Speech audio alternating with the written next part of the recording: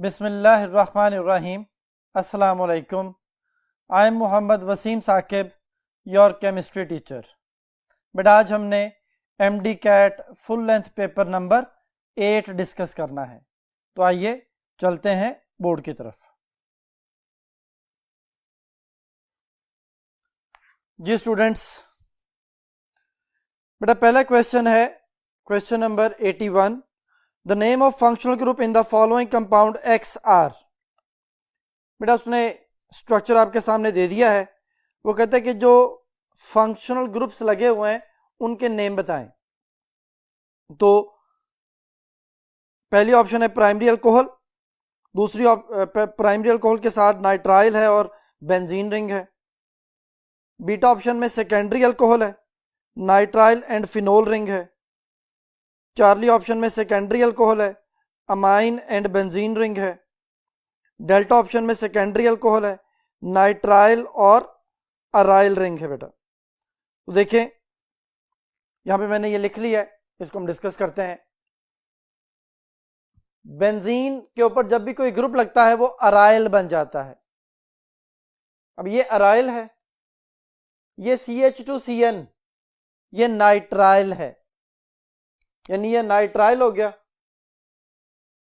ये जो चीज है ये कार्बन इधर भी कार्बन से अटैच है, इधर भी कार्बन से अटैच है। तो जिस कार्बन से फंक्शनल ग्रुप जुड़ा है OH, वो डायरेक्टली दो कार्बन से अटैच है, तो इसे सेकेंडरी अल्कोहल कहते हैं। तो सेकेंडरी अल्कोहल भी है और नाइट्राइल भी है। तो सेकेंडरी अल्कोहल और नाइट्राइल वाली जो ऑप्शन है हमारे पास वो, और साथ उसके फिनोल रिंग जो है उसने बीटा ऑप्शन में लिख दिया, तो फिनोल तो नहीं है। सेकेंडरी अल्कोहल, नाइट्राइल और अराइल है, जो कि डेल्टा ऑप्शन बनती है। तो क्वेश्चन नंबर 81 का आंसर बना delta option. Question number 82, which of the following equation represent the reaction that occurs when magnesium nitrate is heated strongly. कहते हैं जब मैग्नीशियम नाइट्रेट को स्ट्रांगली हीट किया जाए तो क्या बनता है। पहले हम रिएक्शन देख लेते हैं, फिर ऑप्शंस को डिस्कस करेंगे। मैग्नीशियम नाइट्रेट को बेटा जब स्ट्रांगली हीट किया जाता है तो मेटल ऑक्साइड, नाइट्रोजन डाइऑक्साइड और ऑक्सीजन बनता है। ये बिल्कुल वैसे ही कंपाउंड है जैसा लिथियम नाइट्रेट की डिकम्पोजिशन से बनता है। इसीलिए लिथियम और मैग्नीशियम को हम कहते हैं कि दे शो डायगोनल रिलेशनशिप, क्योंकि इनके नाइट्रेट की डिकम्पोजिशन बिल्कुल एक जैसी है। तो तीन चीजें बनी, मैग्नीशियम ऑक्साइड, नाइट्रोजन डाइऑक्साइड और ऑक्सीजन। अब ये देखते हैं कि किस ऑप्शन में ये मैच करती है। तो देखिए बेटा पहली ऑप्शन में मैग्नीशियम नाइट्रेट से मैग्नीशियम नाइट्राइट बनाया हुआ है, नाइट्राइट नहीं बनता। दूसरे ऑप्शन में मैग्नीशियम नाइट्रेट से मैग्नीशियम डाइऑक्साइड बना दिया है, मैग्नीशियम ऑक्साइड बनता है, डाइऑक्साइड नहीं बनता। चार्ली ऑप्शन में मैग्नीशियम नाइट्रेट की थर्मल डिकम्पोजिशन से magnesium oxide plus N2O laughing gas बना दी है, लाफिंग गैस नहीं बनती बेटा, नाइट्रोजन डाइऑक्साइड बनती है, जो कि डेल्टा ऑप्शन में लिखा हुआ है कि मैग्नीशियम नाइट्रेट से मैग्नीशियम ऑक्साइड, नाइट्रोजन डाइऑक्साइड और ऑक्सीजन। तो 82 का डेल्टा आंसर। क्वेश्चन नंबर 83 है बेटा, malic acid and fumaric acid both have chemical formula C4H4O4। The structure of these acid is shown below. बेटा स्ट्रक्चर आपके सामने है, जिसमें एक तरह जो पहले नंबर पे वो मैलिक है, दूसरे नंबर पे फ्यूमेरिक है। तो देखें मैलिक एसिड में कार्बन टू कार्बन जो डबल बॉन्ड है उनके साथ जो हाइड्रोजन है वो सेम साइड पे और कार्बोक्सिल सेम साइड पे है, यानी ये सिज फॉर्म बन गई। और जो दूसरी फ्यूमेरिक है उसमें हाइड्रोजन ऑपोजिट साइड पे, इसी तरह कार्बोक्सिल भी ऑपोजिट साइड पे है, तो ये ट्रांस फॉर्म बन जाती है बेटा। तो इसका मतलब है कि दे आर सिज एंड ट्रांस आइसोमर्स। तो पहली ऑप्शन है पोजिशनल आइसोमर, गलत। दूसरी स्ट्रक्चरल आइसोमर, तो स्ट्रक्चरल आइसोमर नहीं है, ये इनमें स्ट्रक्चर चेंज नहीं हो रहा। मेटामर्स भी नहीं है, सिज ट्रांस आइसोमर है कि मोलेकुलर फार्मूला सेम है, सिर्फ स्पेस में आइडेंटिकल ग्रुप या एटम की पोजीशन डिफर कर रही है। तो they are cis trans isomer और ज्योमेट्रिकल आइसोमर्स। तो 83 delta option. Question number 84, all of the following are nucleophiles except. कहते सारे न्यूक्लियोफाइल है सिवाय एक के। पहली ऑप्शन है असाइलोनियम आइन। ये जितने भी IUM वाले आइंस होते हैं सारे पॉजिटिव आइन होते हैं, जैसे अमोनियम है, ऑक्सोनियम है, ब्रोमोनियम है, असाइलोनियम है। तो असाइलोनियम पॉजिटिव आइन हो गया, पॉजिटिव आइन इलेक्ट्रोफाइल होता है। अमोनिया में नाइट्रोजन पे लॉन पेयर होता है, तो ये एक न्यूक्लियोफाइल है। वाटर ऑक्सीजन पे लॉन पेयर होता है, न्यूक्लियोफाइल है। कार्ब एनाइन, कार्बन के ऊपर नेगेटिव चार्ज आ जाता है तो फिर ये कार्ब एनाइन बन जाता है, तो ये भी एक न्यूक्लियोफाइल है। तो फिर 84 में अल्फा को छोड़ के बाकी सारे न्यूक्लियोफाइल है, तो उसने पूछा था कौन सा न्यूक्लियोफाइल नहीं है, alpha option acylium ion. 85 the gradual change in the chemical properties of the element in a period is due to, कहते हैं केमिकल प्रॉपर्टीज जो एलिमेंट की पीरियड में चेंज होती हैं, कि सोडियम से मैग्नीशियम की प्रॉपर्टीज डिफरेंट है, मैग्नीशियम से एल्यूमिनियम की प्रॉपर्टीज डिफरेंट है, एल्यूमिनियम से सिलिकॉन की प्रॉपर्टीज डिफरेंट है, तो कहते हैं उसकी रीजन क्या है, is due to means reason क्या है। पहली ऑप्शन है change in atomic mass. Atomic mass तो बेटा ग्रुप में भी चेंज होता है, लेकिन ग्रुप में केमिकल प्रॉपर्टी सेम रहती हैं, तो फिर एटॉमिक मास में चेंज जो है वो उसकी रीजन नहीं बन सकती।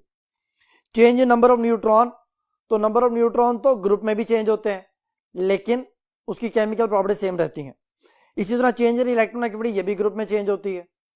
तो ये तीनों चीजें जो अल्फा बीटा चार्ली ऑप्शन है, इन तीनों में जो चेंज आ रहा है वो बेसिकली ग्रुप और पीरियड में दोनों में होता है। तो ग्रुप में भी चेंज हो रहा है लेकिन ग्रुप में उसकी केमिकल प्रॉपर्टी चेंज नहीं होती। डेल्टा ऑप्शन है चेंज इन इलेक्ट्रॉनिक कॉन्फ़िगरेशन, ये है बेटा रीजन। पहले ग्रुप में लास्ट शेल में एक इलेक्ट्रॉन है, दूसरे ग्रुप में लास्ट शेल में 2 इलेक्ट्रॉन है। अब जिनके लास्ट शेल में 1 इलेक्ट्रॉन है उनके लिए 1 इलेक्ट्रॉन लूज करना इंतहाई आसान है, उनकी आयोनाइजेशन एनर्जी इंतहाई कम होती है, वो बहुत ज्यादा रिएक्टिव होते हैं। तो फिर लास्ट शेल के इलेक्ट्रॉन उनकी केमिकल प्रॉपर्टीज को डिसाइड कर रहे होते हैं। तो इसका मतलब ये हुआ कि इलेक्ट्रॉनिक कॉन्फ़िगरेशन है जो कि बेसिकली डिसाइड करती है केमिकल प्रॉपर्टीज को। तो फिर क्वेश्चन नंबर 85 का आंसर बना delta option. Question number 86 which one of the following statement is correct, मतलब कौन सी बात ठीक है। पहली ऑप्शन है water boils at 120 at 1489 torr pressure, जो प्रेशर कुकर होता है उसके अंदर वाटर 120 पे बॉयल करता है और उसमें प्रेशर 1489 होता है, पहली बात ठीक है। दूसरी ऑप्शन है water boils at 25 degree centigrade at 69 torr pressure, ये गलत है। 25 डिग्री पे वाटर बॉयल कर सकता है लेकिन एक्सटर्नल प्रेशर 23.7 टॉर होना चाहिए, तो बीटा बात गलत हो गई।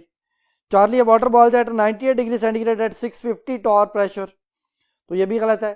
98 डिग्री पे वाटर बॉयल करता है मरी में और वहां पे एक्सटर्नल प्रेशर 700 टॉर होता है बेटा। इसी तरह water boils at 69 degree centigrade at 700 torr, ये भी गलत है। 69 डिग्री पे वाटर बॉयल करता है माउंट एवरेस्ट पे, वहां पे एक्सटर्नल प्रेशर 323 टॉर होता है बेटा। तो बीटा चार्ली डेल्टा गलत है, अल्फा ठीक है, तो 86 अल्फा आंसर।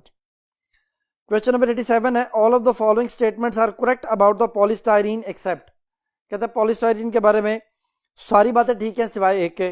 पहली ऑप्शन है monomer, common name C6H5CH double bond CH2 styrene, कि पॉलीस्टाइरीन का मोनोमर स्टाइरीन होता है, विनाइल बेंजीन भी कहते हैं, ठीक है। दूसरी ऑप्शन है monomer systematic name of C6H5CH double bond CH2 is phenyl ethene. तीसरी जो हमारे पास ऑप्शन है वो properties brittle but cheap, brittle होता है कि जो बेंड ना हो सके, आप फोर्स अप्लाई करें वो टूट जाए, बट चीप लेकिन सस्ता होता है। यूजेस डेल्टा ऑप्शन में लिखा use for textile fibre and plastic, तो बेटा टेक्सटाइल फाइबर इसके नहीं बनते, इससे पैकिंग मटेरियल बनते हैं, कॉस्मेटिक बॉटल्स बनती हैं, ये जो डेल्टा ऑप्शन है वो ठीक नहीं है। तो देखें ये है स्टाइरीन, इसका पॉलीमर बन जाएगा तो पॉलीस्टाइरीन, तो इसको इसकी वजह से फिनाइल इथीन कह सकते हैं, विनाइल बेंजीन कह सकते हैं, ठीक है।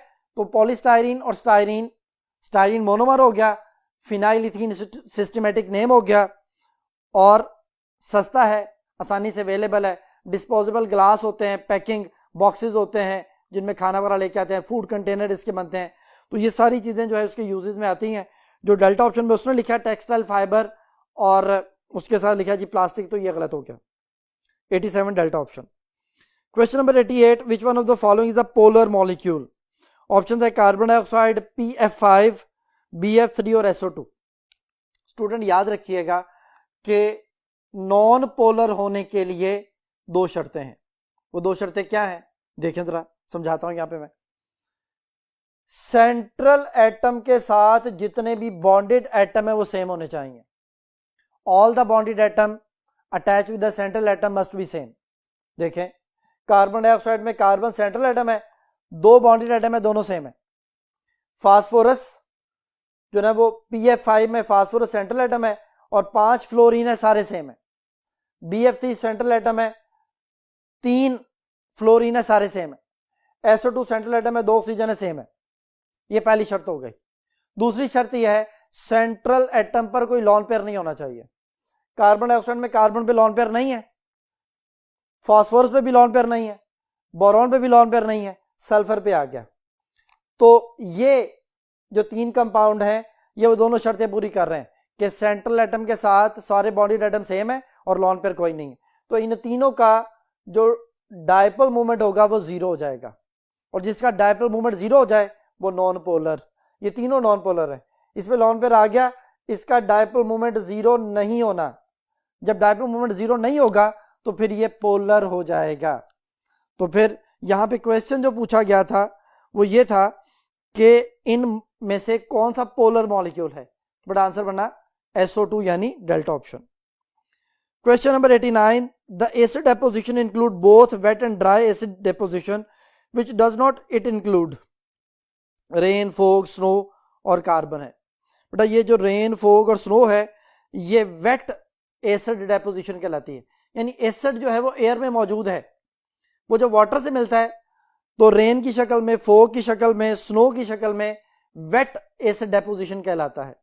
और अगर ये डस्ट पार्टिकल से मिल जाए या गैसेस के साथ मिल जाए तो फिर ये चीज कहलाती है ड्राई एसिड डेपोजिशन।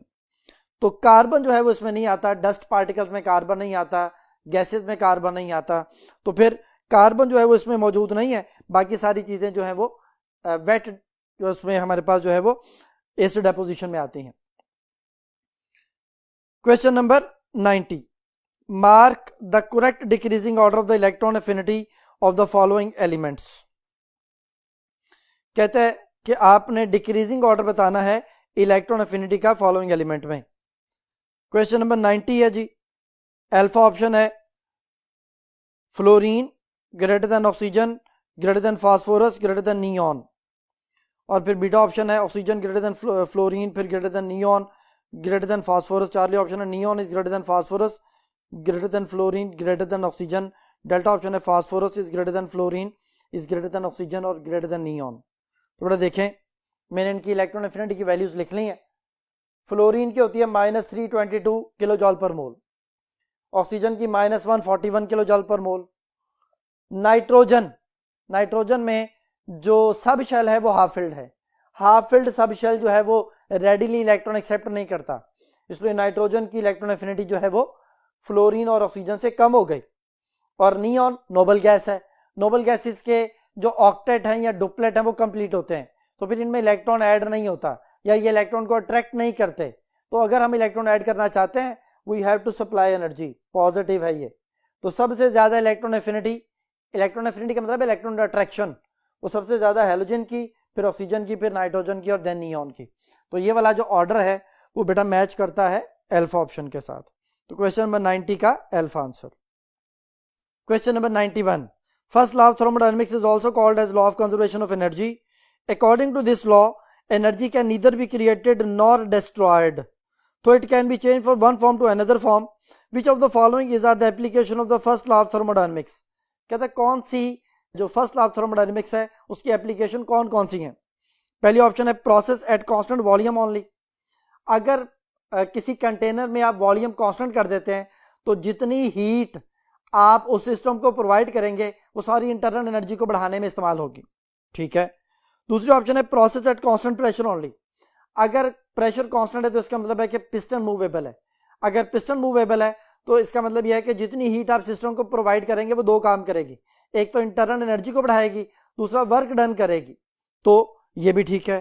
तो फिर फर्स्ट लॉ ऑफ थर्मोडायनेमिक्स की दोनों एप्लीकेशन अल्फा भी और बीटा भी, तो फिर चार्ली आंसर हो गया both A and B. Question number 92, the enthalpy change for the reaction 2H2 plus O2 goes to 2H2O is called. पहली option enthalpy of formation, but enthalpy of formation नहीं हो सकती क्योंकि एंथैल्पी ऑफ फॉर्मेशन में शर्त यह है कि 1 मोल ऑफ कंपाउंड बनना चाहिए। यहां पे इक्वेशन में 2 मोल्स ऑफ वाटर बन रहे हैं, तो ये एंथैल्पी ऑफ फॉर्मेशन नहीं है। Enthalpy of neutralisation beta option है। न्यूट्रलाइजेशन में H आयन एसिड से और OH आयन बेस से आने चाहिए। ये तो हाइड्रोजन एक गैस और ऑक्सीजन गैस को मिलाने से वाटर बन रहा है, तो फिर ये न्यूट्रलाइजेशन नहीं है। तो Charlie option enthalpy of reaction, ये इसका आंसर है बेटा। और लास्ट है जी एंथैल्पी ऑफ सॉल्यूशन। सॉल्यूशन के लिए सॉल्यूट को सॉल्वेंट में ऐड किया जाता है, यहाँ पे कोई सॉल्यूट हम सॉल्वेंट में ऐड नहीं कर रहे, तो ये एंथैल्पी ऑफ सॉल्यूशन भी नहीं है। तो फिर इसका मतलब ये हुआ कि 92 का Charlie option. Question number 93, how many grams of H2SO4 are present in its 0.25 moles. Option 0.245 है, बीटा ऑप्शन 2.45 है, चार्ली ऑप्शन 0.25 ग्राम है और डेल्टा ऑप्शन है 24.5 ग्राम। तो देखिए बेटा, अगर हमें मोल्स दिए जाएं और हमने मैस कैलकुलेट करना हो तो क्या फार्मूला है? मैस निकालने के लिए number of moles multiply by molar mass. Number of moles हमें दे दिए गए हैं, 0.25 है। 0.25 का मतलब क्या है? 0.25 का मतलब है बेटा, पॉइंट खत्म करें 100, 25 को 100 से कैंसिल करें तो 1/4। 1/4 को जब आप 98 से मल्टीप्लाई करेंगे तो ये 2 और 49, 2 इसे कट के 24.5, तो 24.5 ग्राम हमारे पास आंसर आ जाएगा बेटा। तो ये जो 24.5 ग्राम है ये बेटा मैच करता है डेल्टा ऑप्शन के साथ। क्वेश्चन नंबर 93 का आंसर है delta option. Question number 94, all of the following elements for the complex ions are matched correctly except. कहते हैं जितने भी जो हमारे पास कॉम्प्लेक्सेस हैं वो सारे अपनी अपनी ज्योमेट्री के साथ और हाइब्रिडाइजेशन के साथ मैच कर रहे हैं सिवाय एक में। पहली ऑप्शन है MnCl4 और कोऑर्डिनेशन पे -2 चार्ज है, कोऑर्डिनेशन स्फीयर पे। तो बेटा मैंगनीज तक जितने भी AB4 कैटेगरी में आएंगे, AB4 से मुराद है सेंट्रल एटम के साथ 4 लिगेंड लगे हों, तो वो sp3 हाइब्रिडाइजेशन शो करते हैं और sp3 की शेप टेट्राहेड्रल होती है। पहली बात ठीक हो गई। बीटा ऑप्शन जो है वो कॉपर के साथ 4 अमाइन है और कोऑर्डिनेशन स्फीयर पे +2 चार्ज है, आगे DsP2 और स्क्वायर प्लेनर लिखा हुआ है। ये बेटा देखें, पहले इसको हम समझते हैं। बेटा कॉपर के केस में अगर AB4 कैटेगरी है, यानी कॉपर के साथ 4 लिगेंड लगे हुए हैं, तो फिर अगर कॉपर पे +1 चार्ज है, AB4 में +1, जैसे यहां पे देखें कॉपर टेट्रासियानो क्यूपरेट है हमारे पास, उसमें एज ए होल -3 चार्ज है, लेकिन कॉपर पे +1 चार्ज है। कॉपर पे +1 आ जाए और ये AB4 कैटेगरी में हो तो फिर हम इसकी हाइब्रिडाइजेशन को sp3 कहते हैं और sp3 की शेप क्या होती है? टेट्राहेड्रल। लेकिन यहां पे जो हमें ऑप्शन में दिया गया वो कॉपर +2 है। अगर कॉपर +2 हो, जैसे यहां पे ये वाला कॉम्प्लेक्स है टेट्रा अमाइन कॉपर है हमारे पास, तो टेट्रा अमाइन कॉपर में कॉपर +2 चार्ज में है, AB4 कैटेगरी है, तब बेटा DsP2 हाइब्रिडाइजेशन होगी और स्क्वायर प्लेनर उसकी शेप का नेम होगा। तो ये मेंशन है, DsP2 उसने लिखा हुआ है बीटा ऑप्शन में, स्क्वायर प्लेनर भी लिखा है, तो ठीक हो गया जी। जो हमारे पास बीटा ऑप्शन है वो भी ठीक हो गई। चार्ली ऑप्शन में आयरन के साथ 5 कार्बोनाइल है, पेंटा कार्बोनाइल आयरन। आगे लिखा हुआ DsP3, जब 5 लिगेंड AB5 कैटेगरी आ जाए तो DsP3 हाइब्रिडाइजेशन होती है। हाइब्रिडाइजेशन ठीक है। आगे शेप का नेम लिखा हुआ है ट्राइगोनल पिरामिडल। तो देखें जरा जी, ये बेटा आयरन, उसके साथ ये 5 कार्बोनाइल लगे हुए हैं। अब जो पहले 3 कार्बोनाइल है वो ट्राइगोनल शेप बनाते हैं, तो ट्राइगोनल नेम में आना चाहिए। आ गया जी। अब उसके बाद ये जो कार्बोनाइल है, ये देखें, ये ऊपर की तरफ एक पिरामिड बना लेता है। इसी तरह जो नीचे की तरफ एक कार्बोनाइल है, ये नीचे की तरफ एक पिरामिड बना लेता है, तो हम इसे कहते हैं बाय पिरामिडल। तो शेप का नेम बन गया ट्राइगोनल बाय पिरामिडल और हाइब्रिडाइजेशन होगी DsP3। तो फिर यहां पे जो ऑप्शन में चार्ली ऑप्शन में लिखा हुआ है उसने वो क्या लिखा हुआ है? उसने लिखा ट्राइगोनल पिरामिडल, आना चाहिए था ट्राइगोनल बाय पिरामिडल। तो ये चार्ली ऑप्शन बेटा करेक्टली मैच नहीं कर रही और यही आंसर है। कोबाल्ट के साथ 6 अमाइन है, हेक्सामाइन, ये AB6 कैटेगरी होती है और AB6 में याद रखिएगा D2sp3 हाइब्रिडाइजेशन और ऑक्टाहेड्रल शेप है जो कि यहां लिखी हुई है, ये मैच कर रही है, ये ठीक है। तो 94 Charlie option. Question number 95, which of the following element has the maximum first ionisation energy. पहली ऑप्शन है नियॉन, दूसरी क्लोरीन, तीसरी मैग्नीशियम, चौथी सिलिकॉन। बेटा नोबल गैसेस की जो आयोनाइजेशन एनर्जी है वो सबसे ज्यादा होती है, तो यहां पे नोबल गैस अल्फा ऑप्शन में है, नियॉन, वही बेटा इसका आंसर होगा। Question number 96, any substance in the environment which adversely affect the human health, quality of life and natural function of the ecosystem is known as environmental pollutant. कि हर वो चीज जो नेचर को डिस्टर्ब करे वो एनवायरमेंटल पोल्यूटेंट कहलाती है. ठीक हो गया. Identify which one of the following is not major cause of the environment pollution. कहता है आइडेंटिफाई करें कि कौन सा इसमें से एनवायरमेंट पोल्यूशन की मेजर कॉज नहीं है. पहली ऑप्शन है rapid growth in population. Population बढ़ रही है, ज्यादा फैक्ट्रीज लग रही हैं, इंडस्ट्रीज लग रही हैं, इसलिए ज्यादा पोल्यूशन हो रही है. ठीक है. एरोजन, जमीनी कटाव, ये जो ना पोल्यूशन की मेजर कॉज नहीं है. यही आंसर है. चौथी ऑप्शन है इंडस्ट्रियलाइजेशन. जितनी इंडस्ट्रीज बढ़ेंगी उतनी पोल्यूशन बढ़ेगी. और ट्रांसपोर्टेशन, जितनी गाड़ियां बढ़ेंगी उतना जो है ना वो एयर पोल्यूशन बढ़ती चली जाएगी. तो अल्फा, चार्ली, डेल्टा ये मेजर कॉजेज हैं पोल्यूशन की, लेकिन एरोजन जो है वो मेजर कॉज नहीं है. Question number 97. The formula of N organic compound which has cyclic structure and saturated is. कह रहे हैं साइक्लिक भी हो सैचुरेटेड भी हो. जो अल्फा ऑप्शन है C6H14, ये बेटा नॉर्मल हेक्सेन का फार्मूला है, ये साइक्लिक नहीं है. Beta option C6H6. C6H6 को सुनते हुए बेंजीन आता है, लेकिन 6 क्लोरीन भी है, यानी बेंजीन के साथ 6 क्लोरीन जब लगेंगे तो पाई बॉन्ड सारे खत्म हो जाएंगे इस तरह से. तो 1 2 3 4 5 6 हेक्साक्लोरोसाइक्लोहेक्सेन इसका नाम बनता है. तो साइक्लोहेक्सेन सैचुरेटेड होता है. तो ये 1 2 3 4 5 6 हेक्साक्लोरोसाइक्लोहेक्सेन सैचुरेटेड भी है और रिंग भी है. जो चार्ली ऑप्शन है C5H12, ये पेंटेन है, नॉर्मल पेंटेन का फार्मूला है, इसमें रिंग नहीं होता. C6H10 ये बेटा अल्काइन का फार्मूला है, अल्काइन का फार्मूला, और यही साइक्लोहेक्सीन का भी हो सकता है. देखें जरा, CH triple bond C, CH2 CH2 CH3, 1 2 3 4 5 और ये 6 कार्बन. 1 2 3 4 5 6 6 कार्बन हो गए. हाइड्रोजन काउंट करें, 3 और 2 5 2 7 2 9 और ये 1 10. ये C6H10 है, अल्काइन. 1 हेक्साइन, 2 हेक्साइन भी हो सकता है, 3 हेक्साइन भी हो सकता है, लेकिन हेक्साइन अल्काइन है. अब देखें जरा, यहां पे एक जगह पे आप डबल बॉन्ड लगा दें तो ये क्या है जी, CH2. इसको इस तरह से लिख लेते हैं हम, CH2. ये CH है, CH है, CH2 CH2 और CH2. अब 4 कार्बन है जिनमें CH2 है, यानी ये 2 4 6 8 और ये 2 10. हाइड्रोजन 10 है. अब ये साइक्लिक है लेकिन ये सैचुरेटेड नहीं है. तो शर्त ये थी साइक्लिक भी हो और सैचुरेटेड भी हो. तो वो फिर आंसर बनता है 1 2 3 4 5 6 हेक्साक्लोरोसाइक्लोहेक्सेन, यानी बीटा ऑप्शन. तो 97 बीटा ऑप्शन आंसर है जी. क्वेश्चन नंबर 98 है बेटा, following first order reaction is 50% completed in 24 minutes. कहते हैं कोई फर्स्ट ऑर्डर रिएक्शन है जो 50% कंप्लीट हो जाता है 24 मिनट में. तो 50% कंसंट्रेशन का मतलब यह है कि वो चेंज होने का मतलब यह है कि ये उसकी हाफ लाइफ है, यानी उसकी हाफ लाइफ 24 मिनट्स है. ठीक है, रिएक्शन दे दिया उसने. If initial amount of N2O5, कि वो जो रिएक्टेंट है अगर उसकी इनिशियल अमाउंट 10 ग्राम हो, then how much amount of the N2O5 is left after 72 minutes. तो कहते हैं 72 मिनट के बाद N2O5 की कितनी अमाउंट बाकी रह जाएगी. तो देखें जी, N2O5 की शुरू वाली अमाउंट है 10 ग्राम, पहली हाफ लाइफ 24 मिनट, 24 मिनट के बाद ये आधा रह जाना है, 10 से 5 हो जाएगा.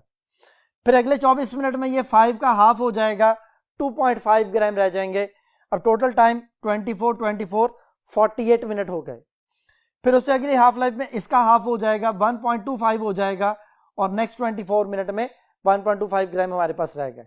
तो टोटल टाइम कितना हुआ, 24 72 मिनट्स. तो 72 मिनट में N2O5 की कितनी अमाउंट बाकी रह चुकी है, 1.25 ग्राम. 3 हाफ लाइफ गुजरी है, उस तरह भी कैलकुलेट कर सकते हैं. तो हमारे पास जो है वो 1.25 ग्राम डेल्टा ऑप्शन. ये बेटा नेक्स्ट क्वेश्चन को सॉल्व करने के लिए हम नेक्स्ट बोर्ड की तरफ चलते हैं.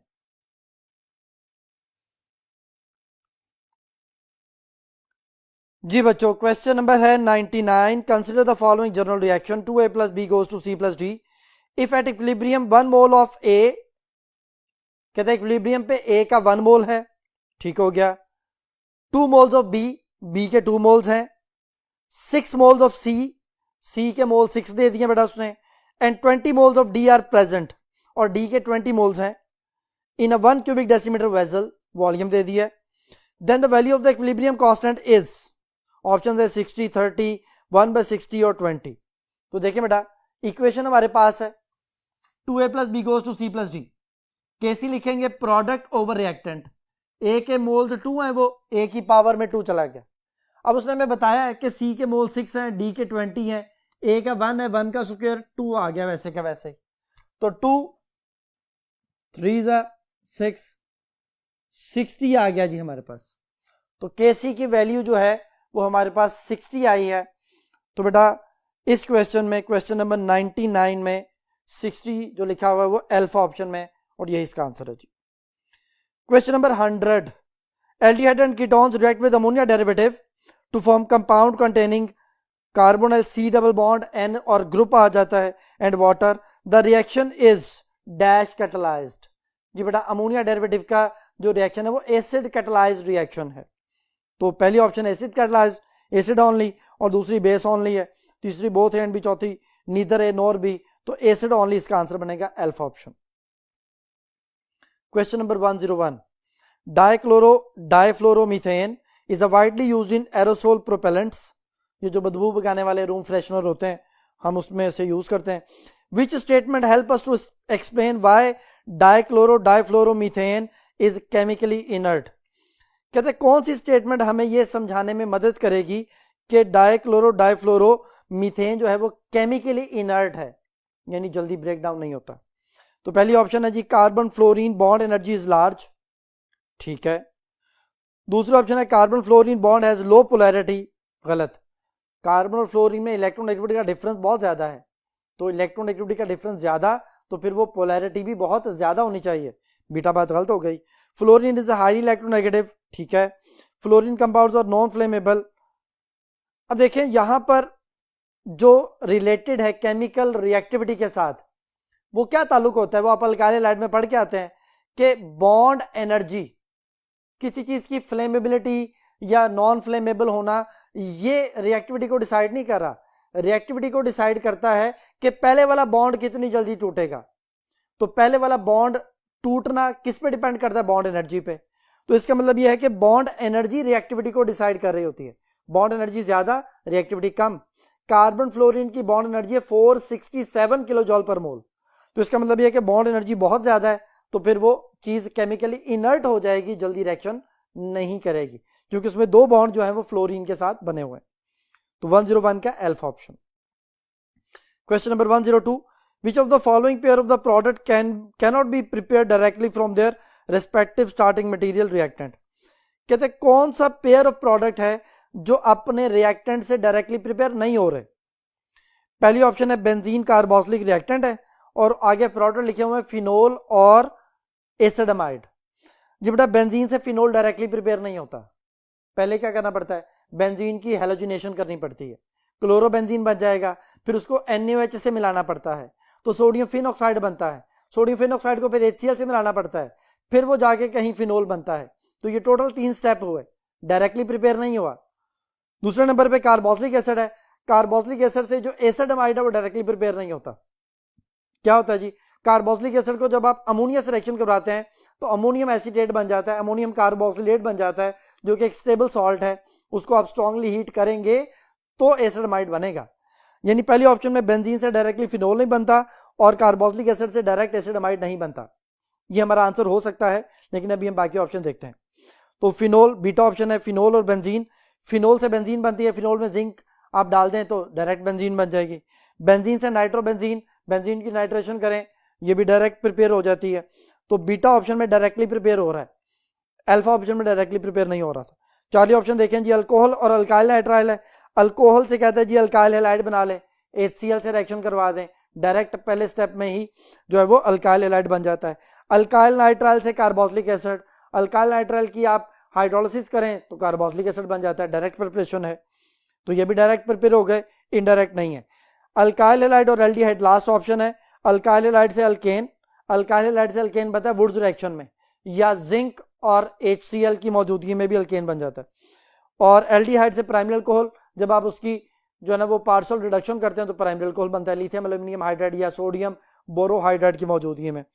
तो बीटा चार्ली डेल्टा में डायरेक्टली रिएक्टेंट से प्रोडक्ट बन रहे हैं, लेकिन अल्फा में डायरेक्टली जो है ना वो रिएक्टेंट से जो प्रोडक्ट दिए गए वो डायरेक्टली नहीं बनते। तो फिर 102 का alpha option. Question number 103, in the addition of HBr to propene the first step involve the addition of. जी बेटा, अल्कीन में जो भी चीज ऐड होती है वो इलेक्ट्रोफिलिक एडिशन मैकेनिज्म को फॉलो करती है। तो इसका मतलब ये हुआ कि HBr में पहले इलेक्ट्रोफाइल ने आके प्रोपीन पे अटैक करना है, प्रोपीन एज ए न्यूक्लियोफाइल, और इलेक्ट्रोफाइल HBr में हाइड्रोजन है, तो हाइड्रोजन पहले स्टेप में इन्वॉल्व होगा। तो उसने ये पूछा कि first step involve the addition of, तो पहली ऑप्शन है Br फ्री रेडिकल, दूसरी Br पॉजिटिव, तीसरी Br नेगेटिव, और चौथी है hydrogen positive. Hydrogen positive HBr में हाइड्रोजन ही इलेक्ट्रोफाइल के तौर पर ऐड कर रहा है, तो यही फर्स्ट स्टेप में इन्वॉल्व होगा। तो 103 का delta answer. Question number 104, which of the following metal is not deposited at cathode when it's aqueous solution is electrolysed. कहते कौन सी मेटल है जो कैथोड पे डिपॉजिट नहीं होगी जब उसके एक्वस सॉल्यूशन को इलेक्ट्रोलाइज किया जाएगा। ये बेटा, गोल्ड को जब आप वाटर में डालते हैं, गोल्ड आयन है तो वाटर के आयन भी बनेंगे। अब गोल्ड में जो आयन है और हाइड्रोजन आयन जो वाटर से निकलेंगे, दो पॉजिटिव आयन है, दोनों में से कैथोड पे किसने जाना है पहले, जो इलेक्ट्रोकेमिकल सीरीज में नीचे है, तो हाइड्रोजन से नीचे है गोल्ड, यानी हाइड्रोजन ही जाएगा, गोल्ड जाके कैथोड पे डिपॉजिट हो जाएगा।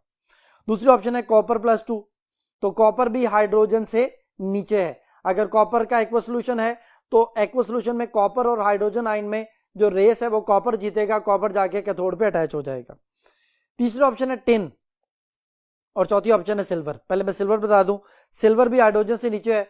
सिल्वर आयन को भी अगर वाटर में एक्वस सॉल्यूशन में डालते हैं तो वाटर के जो H आयन है और सिल्वर में रेस है, सिल्वर जीत जाएगा क्योंकि हाइड्रोजन से नीचे है, इसकी रिडक्शन करने की एबिलिटी ज्यादा है, जल्दी से जाके इलेक्ट्रॉन गेन करके न्यूट्रलाइज हो जाएगा। अब आते हैं टिन चार्ली ऑप्शन पे। तो देखें जी, टिन का एक्वस सॉल्यूशन है, H आयन OH आयन मौजूद होंगे। अब टिन इलेक्ट्रोकेमिकल सीरीज में हाइड्रोजन से ऊपर है, तो फिर हाइड्रोजन सीरीज में नीचे होने की वजह से हाइड्रोजन आयन जल्दी कैथोड पे पहुंचेंगे, इलेक्ट्रॉन गेन करेंगे और हाइड्रोजन गैस बनेगी। अगर ये दो हाइड्रोजन आयन है, दो इलेक्ट्रॉन गेन करके हाइड्रोजन गैस बन के वापस रिलीज हो जाएंगे। तो इसका मतलब ये हुआ कि टिन के एक्वस सॉल्यूशन में टिन कैथोड पे जाके डिपॉजिट नहीं होगी। तो यही क्वेश्चन था कि कौन सा मेटल आयन का जो एक्वस सॉल्यूशन है उसमें मेटल आयन कैथोड पे डिपॉजिट ना हो। तो फिर आंसर बना Charlie option, 104 Charlie answer. Question number 105 है बेटा, an organic compound A gives hydrogen gas on reacting with sodium metal. जी बेटा, जो सोडियम मेटल के साथ हाइड्रोजन गैस प्रोवाइड करती है वो या तो कार्बोक्सिलिक एसिड होता है या अल्कोहल होता है, ठीक है। It also gives iodoform test.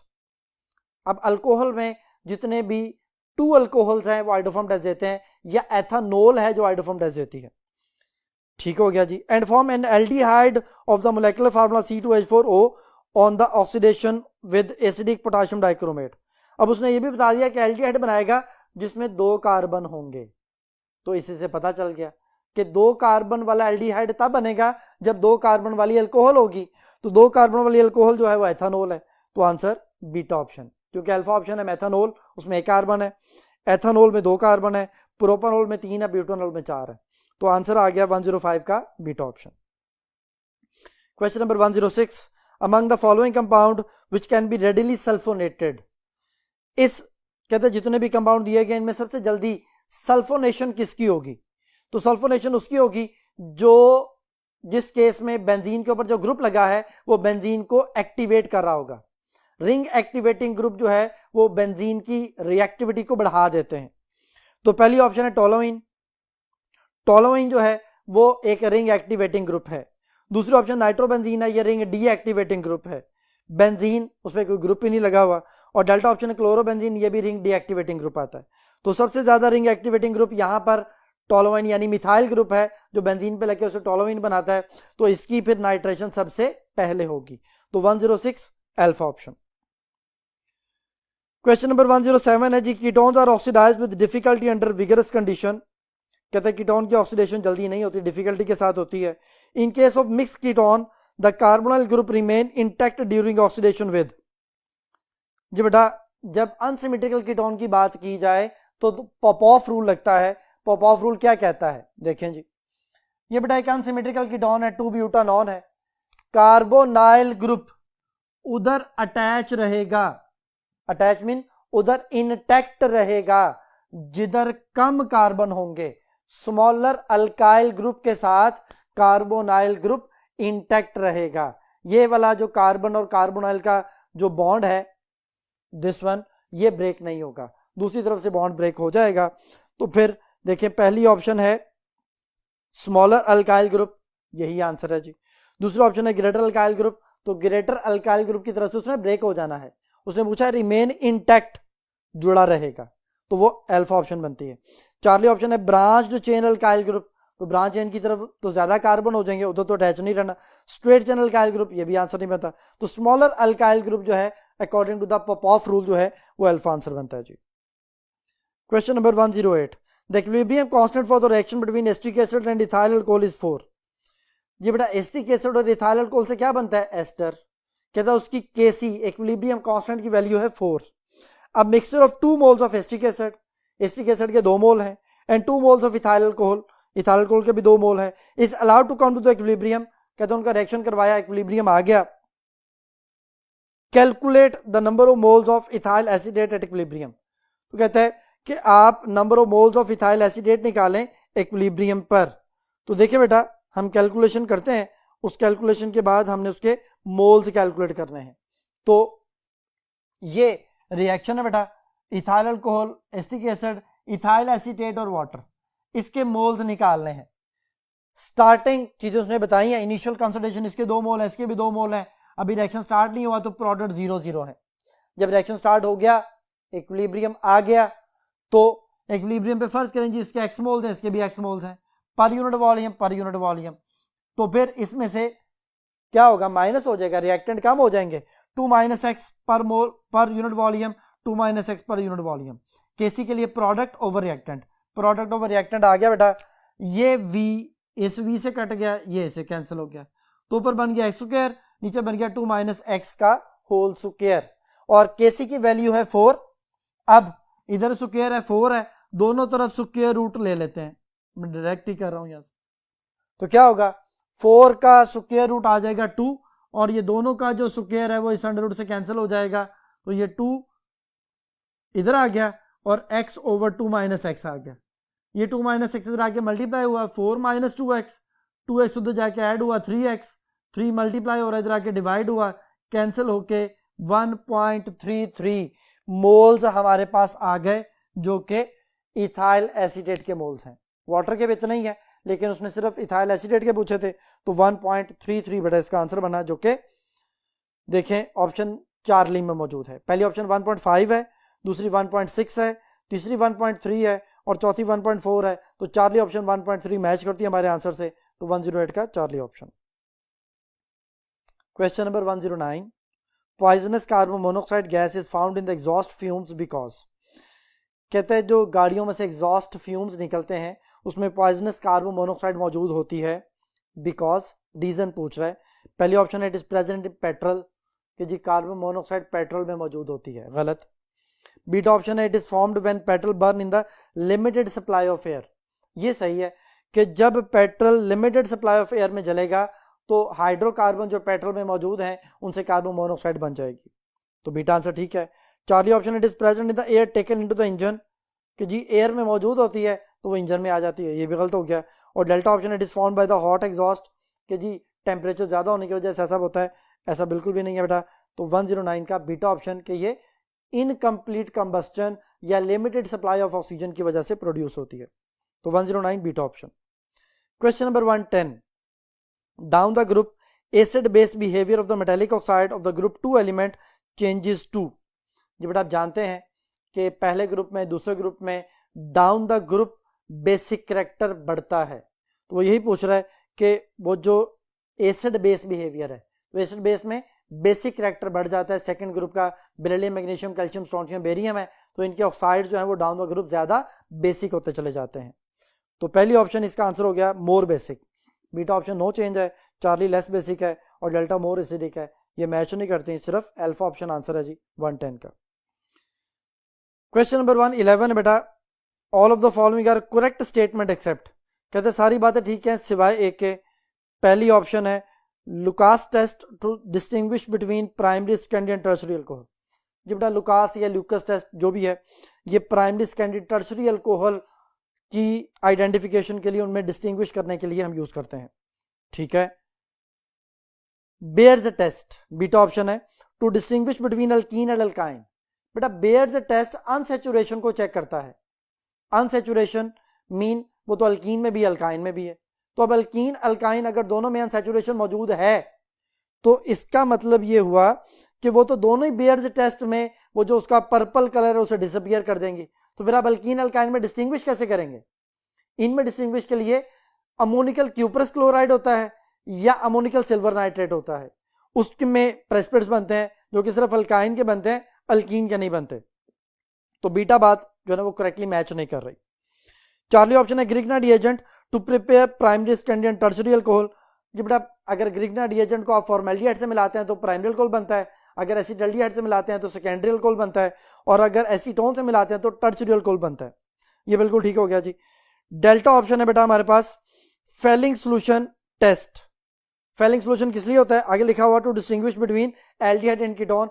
Fehling solution सिर्फ एल्डिहाइड से रिएक्ट करके ब्रिक रेड प्रेसिपिटेट बनाते हैं, कीटोन ये रिएक्शन नहीं करता क्योंकि Fehling solution weak oxidising agent है, कीटोन को ऑक्सीडाइज नहीं कर पाता।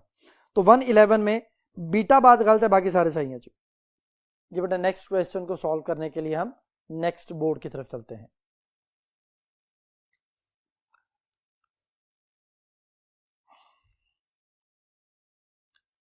जी बेटा नेक्स्ट क्वेश्चन है question number 112। When bromoethane is hydrolysed by aqueous sodium hydroxide which ion bring about the first stage of substitution. तो पहली ऑप्शन है electrophile sodium, the nucleophile sodium, electrophile OH और न्यूक्लियोफाइल OH। तो देखिए बेटा aqueous NaOH, NaOH water में जाते ही ionise हो जाता है। Sodium ion positive ion, very weak electrophile, electrophile होता है पॉजिटिव आयन, और जो OH है वो एक अच्छा न्यूक्लियोफाइल है। OH आयन अटैक करेंगे कार्बन पे, ब्रोमीन को निकालेंगे, उनकी जगह पे खुद आ जाएंगे, तो अल्कोहल बन जाएगा। तो न्यूक्लियोफिलिक सब्स्टिट्यूशन हुई है, Br को OH ने रिप्लेस किया है, तो OH न्यूक्लियोफाइल है जो ब्रोमाइड को रिप्लेस कर रहा है। तो उसने हमसे यही पूछा है कि जी वो जो फर्स्ट स्टेज ऑफ सब्स्टिट्यूशन है उसमें क्या चीज अटैक करेगी, तो OH न्यूक्लियोफाइल। तो न्यूक्लियोफाइल OH डेल्टा ऑप्शन में लिखा हुआ है, तो 112 delta option. Question number 113 cracking of the hydrocarbon molecule causes. कहता हाइड्रोकार्बन मॉलिक्यूल की जो क्रैकिंग है वो क्या करती है? पहली ऑप्शन है पॉलीमराइजेशन, गलत, क्रैकिंग तोड़ना है, डीकंपोज करना है, पॉलीमराइजेशन तो फॉर्मेशन है, लॉन्ग चेन फॉर्मेशन है, तो पहली बात तो नहीं बनती। A smaller hydrocarbon molecule is to be formed. तो क्रैकिंग में बेटा स्मॉलर हाइड्रोकार्बन मॉलिक्यूल्स बनते हैं, वो अल्कीन भी हो सकते हैं। अगर हाई टेम्परेचर रखेंगे तो अल्कीन लोअर अनसैचुरेटेड अल्कीन बनेंगे, अगर लो टेम्परेचर रखेंगे तो फिर वो हमारे पास जो गैसोलीन के बनने के चांसेस मैक्सिमम हो जाएंगे। तो बीटा ऑप्शन ठीक है जी। चार्ली ऑप्शन है substitution inside the molecule, substitution नहीं होती, ब्रेकिंग होती है। और delta option addition inside the molecule, ये भी गलत है, एडिशन नहीं होती। तो 113 का beta answer. Question number 114 the maximum number of electrons with clockwise spin that can be accommodated in N shell is. N shell जो है वो बेटा कौन सा शेल होता है? फोर्थ शेल होता है। एन की वैल्यू दे दी उसने 4, तो कहता है जी कि उसमें आप बताएं कि कितने इलेक्ट्रॉन है जो क्लॉकवाइज स्पिन के साथ रोटेट कर रहे होंगे। पहली ऑप्शन है 16, दूसरी 32, तीसरी 18 और चौथी 8। तो देखें जी fourth shell number of electrons in shell के लिए फार्मूला 2n स्क्वायर, तो n की जगह 4 आ गया, 4 का स्क्वायर 16, 16 मल्टीप्लाई बाय 2 32, 32 इलेक्ट्रॉन जो है वो पेयर्ड है।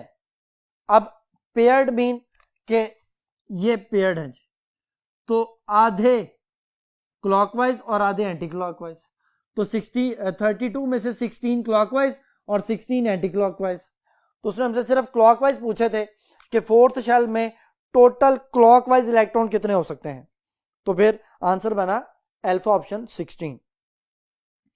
क्वेश्चन नंबर 115 है बेटा, mark the incorrect statement about isotopes. कहता है आइसोटोप के बारे में गलत स्टेटमेंट बताएं। पहली ऑप्शन है मोनो आइसोटोपिक एलिमेंट, आर्सेनिक है, गोल्ड है, आयोडीन है और फ्लोरीन है। इसके लिए मैं बच्चों को याद करवाता हूं कि जीफा याद कर लें। जीफा, गोल्ड, आयोडीन, फ्लोरीन, आर्सेनिक, ये सारे मोनो आइसोटोपिक है। ठीक है। दूसरी ऑप्शन है number of isotope with even atomic number and even mass number, के जो आइसोटोप्स हैं जिनका एटॉमिक नंबर भी इवन है और मैस नंबर भी इवन है, उनकी टोटल तादाद 154 होती है। बिल्कुल ठीक है जी। Oxygen, magnesium, silicon, calcium, ferrous, ये मिलके 50% ऑफ द अर्थ क्रस्ट बनाते हैं। फर्स्ट चैप्टर में ये लिखा हुआ बेटा, बिल्कुल ठीक है। और डेल्टा ऑप्शन है प्लाडियम एंड कैल्शियम है 5 आइसोटोप, ये गलत हो गया। प्लाडियम और कैल्शियम के 6 आइसोटोप होते हैं। तो 115 का डेल्टा ऑप्शन करेक्टली मैच नहीं कर रहा, यानी ये इनकरेक्ट स्टेटमेंट है। तो 115 delta option. Question number 116, consider the following structure of aldehydes. Aldehyde का बड़ा स्ट्रक्चर दे दिया गया है। The correct name of the above structure according to the IUPAC is, इसका हमने IUPAC नेम बताना है। तो एल्डिहाइड हमेशा नंबर 1 पे होता है। नंबर 1 कार्बन एल्डिहाइड, 2 3 पे OH है और 4 पे क्लोरो है। अब क्लोरो और हाइड्रोक्सी दो ग्रुप आ गए तो अल्फाबेटिकल ऑर्डर, 4 क्लोरो बन जाएगा, 3 हाइड्रोक्सी बन जाएगा और 5 कार्बन की वजह से पेंटानल बन जाएगा। तो 4 क्लोरो 3 हाइड्रोक्सी पेंटानल, ये बेटा चार्ली ऑप्शन में लिखा हुआ है, वही इसका आंसर है। Consider the following structure, structure दिया गया बेटा, दिस स्ट्रक्चर इज, तो देखिए बेटा ये जिसमें NH2 के साथ CH2 आता है और कार्बोक्सिल है, ये ग्लाइसिन है।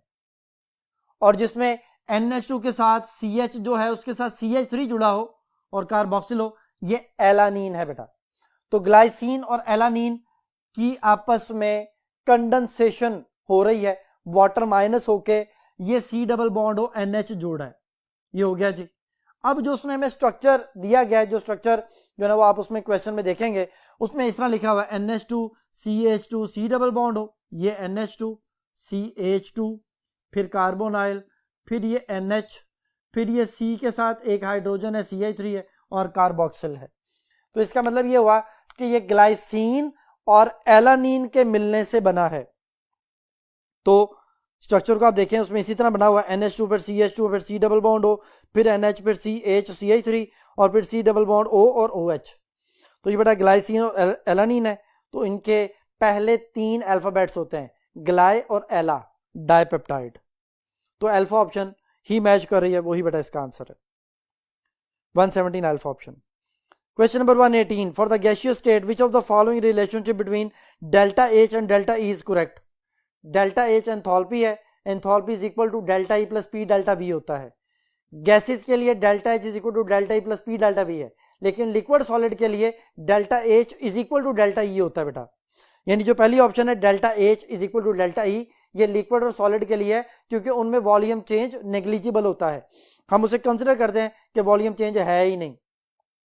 तो फिर delta H is equal to delta E alpha option ये लिक्विड सॉलिड के लिए होगा। Beta option delta H is less than delta E, ये तो नहीं बनता क्योंकि उसने गैसेस की बात की है। चार्ली ऑप्शन है delta H is equal to delta E plus P delta V, ये बिल्कुल ठीक है। डेल्टा ऑप्शन है जी delta H is equal to और ग्रेटर देन डेल्टा E। ये जो बीटा और डेल्टा ऑप्शन है ना, ये रिएक्शंस के लिए होते हैं, जब नंबर ऑफ मोल्स जो हैं वो रिएक्टेंट प्रोडक्ट के इक्वल ना हो तब इस तरह के रिलेशन बन रहे होते हैं। तो अभी यहाँ पे कोई गैस हमारे पास रिएक्शन नहीं दिया गया, सिर्फ गैस के बारे में पूछा गया है, तो वो चार्ली ऑप्शन बनता है delta H is equal to delta E plus P delta V। Question number 119, which of the following group of the element has greater electrical conductivity. कहते हैं कौन से ग्रुप की जो ना वो इलेक्ट्रिकल कंडक्टिविटी ज्यादा होती है। पहली ऑप्शन है 1A, 1A में मेटल्स होती हैं।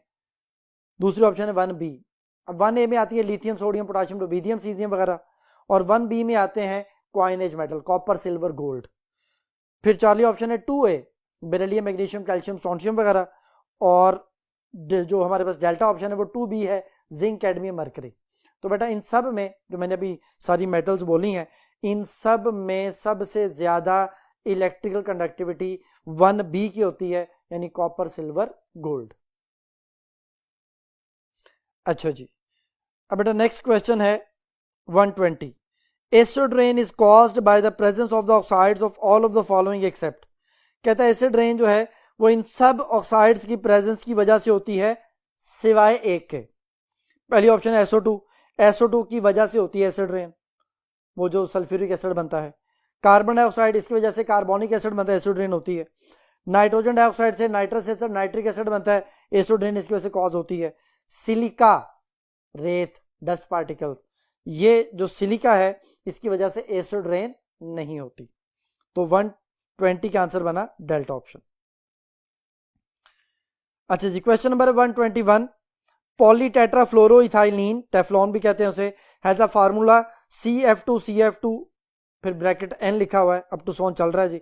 It has all of the following uses except, कहते हैं सारे उसके यूजेस हैं सिवाय एक के।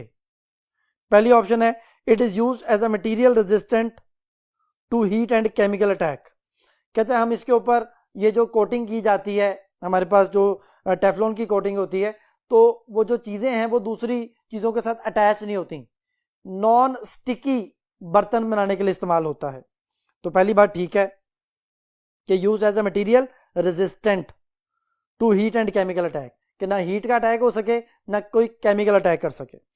दूसरा option it is use to make cosmetic bottles, ये गलत हो गया बेटा, कॉस्मेटिक बॉटल्स पॉलीस्टाइरीन की बनती हैं, इसकी नहीं बनती। चौथी option it is use for cookware to make them non sticky, ये बर्तनों को जो है ना वो उसके अंदर खाना चिपके ना, नॉन स्टिकी बनाने के लिए इस्तेमाल किया जाता है।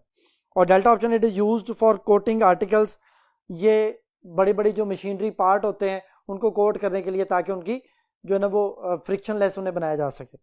तो ये सारी बातें ठीक हो गई। 121 की बीटा ऑप्शन गलत है, यानी ये मैच नहीं कर रही है, उसका यूज नहीं है, बाकी सारे उसके यूजेस हैं, तो 121 का बीटा आंसर है जी। Question number 122। All of the following statement are correct for the laboratory and industrial preparation of methanol and ethanol except, कहते हैं बाकी सारी मेथनॉल और एथेनॉल की लेबोरेटरी या इंडस्ट्रियल प्रिपरेशन है सिवाय एक के।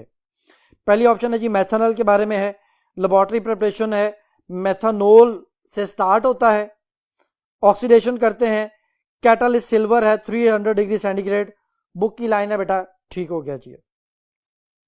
Charlie option methanol industrial preparation, methanol starting material है, iron oxide molybdenum oxide 500 degree centigrade पे मेथनॉल से मेथनॉल बनता है, बिल्कुल ठीक हो गया। चार्ली ऑप्शन है जी एथेनॉल स्टार्टिंग मटेरियल, एथेनॉल है, लेबोरेटरी मेथड है, सोडियम डाइक्रोमेट और डाइल्यूट सल्फ्यूरिक एसिड है जिसमें एथेनॉल से एथेनॉल बन जाता है ऑक्सीडेशन के बाद, ये भी ठीक हो गया। डेल्टा ऑप्शन है जी एथेनॉल की इंडस्ट्रियल प्रिपरेशन है, एथेनॉल स्टार्टिंग मटेरियल है, स्टार्टिंग मटेरियल गलत हो गया जी, एथेनॉल स्टार्टिंग मटेरियल नहीं है। जब आप एथेनॉल को लेबोरेटरी इंडस्ट्रियल प्रिपरेशन करते हैं तो वो इथीन से प्रिपेयर करते हैं, एथेनॉल से नहीं करते। और कैटालिस्ट भी गलत है, AlCl3, इथीन का कैटालिस्ट होता है पलाडियम क्लोराइड और क्यूप्रस क्लोराइड, उसमें एक कैटालिस्ट है और दूसरा उसको प्रोमोटर है। तो ये जो उसने सबस्ट्रेट है और उसका जो कैटालिस्ट है वो चूंकि ठीक नहीं लिखा हुआ, आगे रिएक्शन में उसने कैटालिस्ट फिर गलत लिखा हुआ है, तो वो डेल्टा ऑप्शन जो है वो करेक्टली मैच नहीं कर रही, तो 122 का delta answer. Question number 123।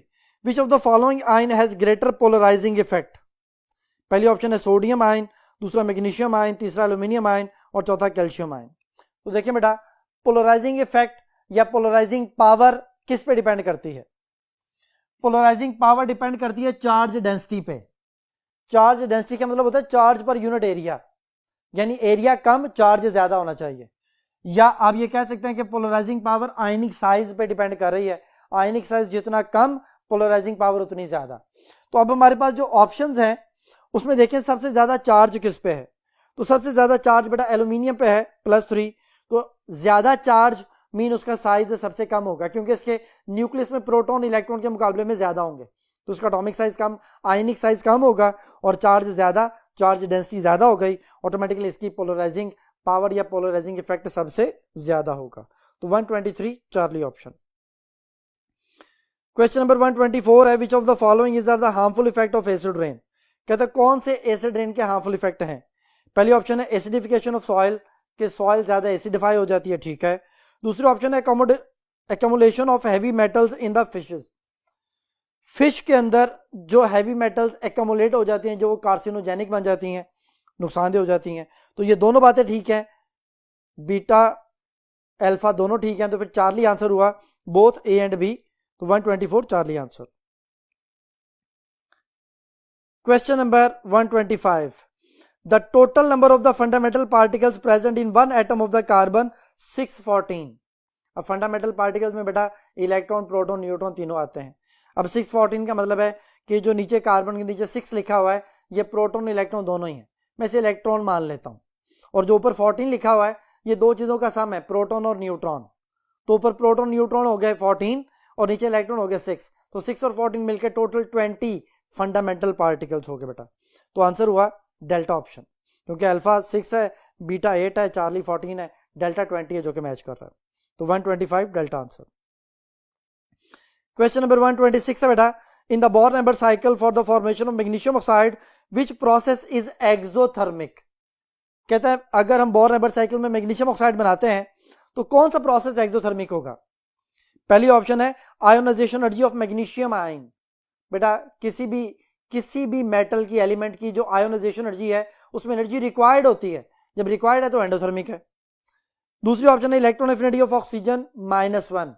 Uni negative ion की जब आप दोबारा इलेक्ट्रॉन एफिनिटी फाइंड आउट करना चाहते हैं, यानी यूनी नेगेटिव आयन में एक और इलेक्ट्रॉन ऐड करना चाहते हैं, तो फिर आपको एनर्जी सप्लाई करनी पड़ती है, या आप ये कह लें सेकंड इलेक्ट्रॉन एफिनिटी एंडोथर्मिक होती है। तो पहली दोनों ऑप्शन एंडोथर्मिक हो गई। Charlie option electron affinity of oxygen. Oxygen की इलेक्ट्रॉन एफिनिटी बेटा फर्स्ट इलेक्ट्रॉन एफिनिटी हमेशा नेगेटिव होती है, तो ऑक्सीजन की पहली जो नेगेटिव हो गई यानी एक्सोथर्मिक हो गई। तो यही आंसर हो गया जी। और लास्ट है enthalpy of atomisation of magnesium. Magnesium atom जो हमारे पास सॉलिड है, हम उसकी एटमाइजेशन करना चाहते हैं। एटमाइजेशन है तोड़ना, तोड़ के गैसियस एंड बनाना, तो एनर्जी रिक्वायर्ड होगी ताकि आप उसे ब्रेक डाउन कर सकें, तो ये भी एंडोथर्मिक होगा। तो अल्फा बीटा डेल्टा एंडोथर्मिक है, चार्ली हमारे पास एक्सोथर्मिक हो गया, तो 126 चार्ली ऑप्शन आंसर है जी। क्वेश्चन नंबर 127 है बेटा, for the electrochemical cell magnesium, और फिर आगे मैग्नीशियम क्लोराइड, फिर आगे डबल डैश है जो कि उसको शो करती है सॉल्ट ब्रिज को, फिर कॉपर सल्फेट सोल्यूशन आ गया 1 मोलर, और फिर कॉपर। तो ये एक हमारे पास इलेक्ट्रोकेमिकल सेल जो गैल्वेनिक सेल है उसकी जो है रिप्रेजेंटेशन है। The number of electron involve in the balance equation are. तो बेसिकली मैग्नीशियम इलेक्ट्रॉन लूज कर रहा है और कॉपर गेन कर रहा है, तो इसकी इक्वेशन में कहता है कितने इलेक्ट्रॉन्स इन्वॉल्व हो रहे हैं। पहली ऑप्शन है 2, दूसरी ऑप्शन है 3, तीसरी ऑप्शन है 4 और चौथी है 6। तो देखें जी, ये बेटा मैग्नीशियम जो है वो इलेक्ट्रॉन लूजर के तौर पे है, एनोड है, ऑक्सीडेशन हो रही है, और उधर जो ना सोल्यूशन में दूसरी तरफ कॉपर आयन इलेक्ट्रॉन गेन करेंगे और अपनी रिडक्शन करेंगे जाके कॉपर के इलेक्ट्रोड पर, जो कि कैथोड के तौर पे बिहेव कर रहा होगा। तो मैग्नीशियम ने बॉन्ड नहीं बनाया 0, कॉपर सल्फेट में कॉपर +2 है, अब मैग्नीशियम आयन में कन्वर्ट हो चुका है और कॉपर ने इलेक्ट्रॉन गेन कर लिए, तो मैग्नीशियम +2 में जा रहा है, loss of electron is called oxidation. Magnesium oxidation कर रहा है, कितनी ऑक्सीडेशन कर रहा है, 2 इलेक्ट्रॉन की, और कॉपर 2 इलेक्ट्रॉन गेन करके अपनी रिडक्शन कर रहे हैं। रिडक्शन कितने इलेक्ट्रॉन की है जी, 2 इलेक्ट्रॉन की। तो टोटल 2 इलेक्ट्रॉन है जो इस पूरे सेल में आप कह सकते हैं कि इलेक्ट्रॉन की इन्वॉल्वमेंट हो रही है। तो फिर आंसर बना हमारे पास अल्फा ऑप्शन, 127 अल्फा ऑप्शन जी। बेटा आप नेक्स्ट क्वेश्चन को सॉल्व करने के लिए हम बोर्ड 1 की तरफ चलते हैं जी। बेटा नेक्स्ट क्वेश्चन है question number 128, the apparent charge that an atom would have in a compound is called oxidation state. कहते हैं जो जाहरी चार्ज किसी भी एलिमेंट का कंपाउंड में होता है वो उसकी ऑक्सीडेशन स्टेट कहलाती है। Consider the following statement about oxidation state. कहते हैं नीचे वाली स्टेटमेंट को कंसिडर करें। पहली ऑप्शन है in ionic compound the number of electron which an electron lose और gain is its oxidation state. Ionic compound में बॉन्ड कैसे बनता है, एक एटम इलेक्ट्रॉन लूज करता है, दूसरा एटम इलेक्ट्रॉन गेन कर लेता है, तो वो जो इलेक्ट्रॉन लूज या गेन किए जा रहे हैं वही उनकी ऑक्सीडेशन स्टेट कहलाती है। जैसे सोडियम क्लोराइड में सोडियम इलेक्ट्रॉन लूज कर रहा है तो सोडियम पे +1 चार्ज, क्लोरीन इलेक्ट्रॉन गेन कर रहा है, क्लोरीन पे -1 चार्ज, तो यही इनकी ऑक्सीडेशन स्टेट कहलाएगी। पहली स्टेटमेंट ठीक है। दूसरी statement, in a covalent compound the oxidation state of an element is decided by the difference of electronegativity between the two atoms. In a covalent compound the element with greater electronegativity has negative oxidation state. ये बेटा कोई covalent compound है जैसे HCl है. अब HCl में hydrogen की electronegativity 2.1 है और क्लोरीन की 3.1 है. जिसकी इलेक्ट्रोनेगेटिविटी ज्यादा होगी उस पर नेगेटिव चार्ज आएगा और जिसकी इलेक्ट्रोनेगेटिविटी कम होगी उस पर पॉजिटिव चार्ज आएगा. ये उसने सेकंड स्टेटमेंट में लिखा है. ये भी ठीक हो गया जी. थर्ड स्टेटमेंट है, in a covalent compound the element with less electronegativity has positive oxidation state. के कोवलेंट कंपाउंड में जिस एलिमेंट की इलेक्ट्रोनेगेटिविटी कम होगी उस पर पॉजिटिव चार्ज आएगा या पॉजिटिव ऑक्सीडेशन स्टेट होगी. ये बात भी बिल्कुल ठीक है. तो which of the above statement about the oxidation state is are correct. कहता है कौन सी स्टेटमेंट ठीक है, तो सारी ही ठीक है. यानी 1 2 3 डेल्टा ऑप्शन इसका आंसर बनता है, क्योंकि बाकी ऑप्शन में अल्फा ऑप्शन में 3 ओनली लिखा है, बीटा में 2 ओनली लिखा है, चार्ली में 1 and 2 लिखा है, तो डेल्टा में लिखा है कि 1 2 3, क्योंकि तीनों स्टेटमेंट ठीक है. तो यही आंसर है बेटा. Question number 129, some reactions are called pseudo first order reaction because. ये बेटा सूडो फर्स्ट ऑर्डर रिएक्शन के बारे में आप पढ़ के आते हैं कि जितने भी हाइड्रोलिसिस वाले रिएक्शन है सारे सूडो फर्स्ट ऑर्डर रिएक्शन हमारे पास होते हैं. तो पहली ऑप्शन है, one of the reactants from two does not take part in the reaction. बेटा रिएक्टेंट तो दोनों ही रिएक्शन में हिस्सा ले रहे होते हैं, लेकिन जो रेट ऑफ रिएक्शन है वो एक रिएक्टेंट पे डिपेंड कर रहा होता है. तो पहली बात गलत हो गई. दूसरी बात है जी, one of the reactant of large concentration remains dominant in the controlling rate of reaction. जी बेटा जो लार्ज कंसंट्रेशन है, जैसे सॉल्वेंट है वो लार्ज कंसंट्रेशन में होता है, ये रेट ऑफ रिएक्शन को डिसाइड नहीं करता. जो लेस कंसंट्रेशन में होता है वो रेट ऑफ रिएक्शन को डिसाइड कर रहा होता है. तो यहां पे उसने सेकंड स्टेटमेंट में लिखा है, सेकंड ऑप्शन में, कि जी लार्ज कंसंट्रेशन वाला रेट ऑफ रिएक्शन को डिसाइड करता है. तो ये वाली बात भी गलत हो गई. चार्ली ऑप्शन है, rate constant is changed due to the change in concentration one of the reactant. Rate of reaction change होता है बेटा, रेट कांस्टेंट चेंज नहीं होता. रेट कांस्टेंट जो है वो तो सिर्फ टेम्परेचर डिपेंडेंट होता है. तो ये वाली बात भी गलत हो गई. डेल्टा ऑप्शन है, changing the concentration of one of the reactant does not change the rate of reaction. ये वाली बात सही है कि जब आप एक रिएक्टेंट की कॉन्सेंट्रेशन को चेंज करते हैं तो जरूरी नहीं कि उस रेट ऑफ रिएक्शन चेंज हो जाए. वो मे भी जो ना वाटर हो तो वाटर की कॉन्सेंट्रेशन चेंज करने से रेट ऑफ रिएक्शन चेंज नहीं होता. तो डेल्टा बात ठीक है, 129 डेल्टा ऑप्शन. क्वेश्चन नंबर 130 है बेटा, when a compound V is added to the solution of bromine in tetrachloromethane. Bromine in tetrachloromethane जो ना उसमें हम कोई कंपाउंड V ऐड करते हैं, then colour of the bromine is immediately discharge. तो ब्रोमीन का जो येलोइश रेड कलर होता है, ऑरेंज कलर होता है, ब्राउनिश रेड कलर, जो भी उसका कलर है वो डिसअपीयर हो जाता है. Which of the following could be the compound V. कहते हैं कौन सा इनमें से जो ना ऑप्शन में से कंपाउंड V हो सकता है. पहली ऑप्शन है साइक्लोहेक्सेन. ये बड़ा सैचुरेटेड है. जो ब्रोमीन का कलर डिसअपीयर करते हैं, डिस्चार्ज करते हैं, वो अनसैचुरेटेड कंपाउंड होते हैं. तो साइक्लोहेक्सेन सैचुरेटेड है. दूसरी ऑप्शन है पेंटेन, ये भी सैचुरेटेड है. तीसरी ऑप्शन है पेंटीन और चौथी ऑप्शन है मिथाइल बेंजीन.